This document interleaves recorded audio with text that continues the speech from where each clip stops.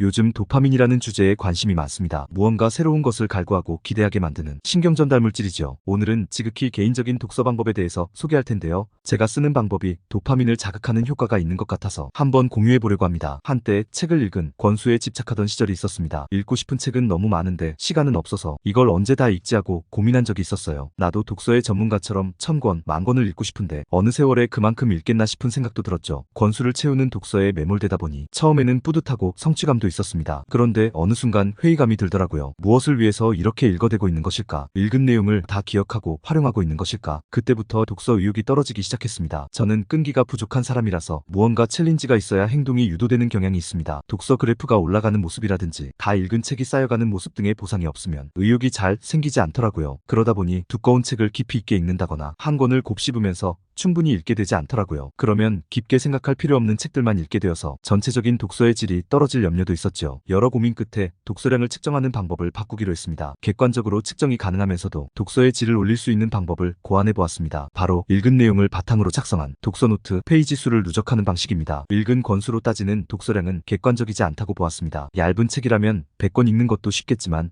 무게감 있는 책이라면 2권 읽는 것도 어렵겠죠. 책의 일부를 발췌해서 읽는 경우는 읽은 권수로 포함해야 할지 아닐지도 애매하고요. 읽은 내용을 되새기면서 글을 쓰면 글의 양이 곧 생각의 양이라고 해도 괜찮을 것 같았습니다. 뭔가 물리적으로 남는 것도 있고요. 짧은 문구 하나에도 많은 생각이 나올 수도 있고 긴 글을 읽어도 별 감흥이 없을 수도 있겠죠. 그렇게 차곡차곡 기록한 독서노트의 페이지 수가 쌓이면 나중에 읽어보면서 추억도 되고 글 쓰는 훈련량도 쌓을 수 있어서 여러 가지로 장점이 많다고 느꼈습니다. 저는 도파민의 인도에 따라서 그때그때 읽고 싶은 책의 한 부분을 읽는 편입니다. 늘 읽은 책으로 분류할지 말지가 고민되었는데 이제는 그런 고민을 할 필요가 없어졌죠. 하나의 챕터가 책의 전체 내용을 다 담지는 못하지만 그 자체로 완결된 생각의 단위이기 때문에 정리된 지식의 모듈로 활용하기 좋은 것 같습니다. 하나의 챕터나 꼭지를 일종의 아티클로 생각하고 그 단위마다 독서노트를 기록하는 방식입니다. 읽고 나서 기록한 독서노트는 가급적 블로그에 쓰려고 노력하고 있습니다. 내 글을 누군가 본다고 생각하면 머릿속에서 아무 말 대잔치 하는 것보다는 생각을 예리하게 다듬게 되더라고요. 다른 사람에게 최소한의 설득력을 가지게 하려면 그만큼 스스로에게 논리성을 많이 묻게 되는 것 같습니다. 방문자가 얼마나 늘었는지 확인하는 것도 쏠쏠한 재미이기도 하고요. 입력된 정보를 추가적으로 케어하지 않고 내버려두면 언젠가는 휘발되기 마련이죠. 기억을 오랫동안 보존하기 위해서는 주기적으로 리뷰해보는 것이 필요합니다. 기록된 독서 노트를 바탕으로 파생 콘텐츠를 만드는데요. 유튜브 영상을 만들면서 다시 보게 되고 쇼츠나 인스타용으로 요약하면서 또 다시 보게 되고 그런 과정에서 자연스럽게 기억이 강화되는 것 같습니다. 기록한 독서노트는 별도로 출력해서